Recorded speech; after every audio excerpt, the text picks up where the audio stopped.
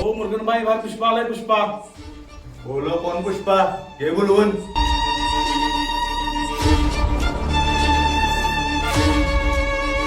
पुष्पा पुष्पाला पुढची दे रे.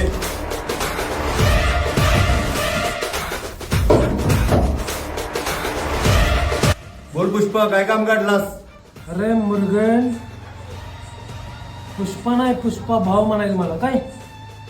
हा, आणि माझा डुप्लिकेट माल कुठे कुठे विकतोस रे केशव? हो काय रे? बरोबर आहे भाऊ, डुप्लिकेट माल विकतोय आपला. हा मग पुष्पा तुझा माल आम्ही विकत नाही. मालाची क्वालिटी जाऊ रे आपल्या. हे बघा, हा आमचा माल आहे.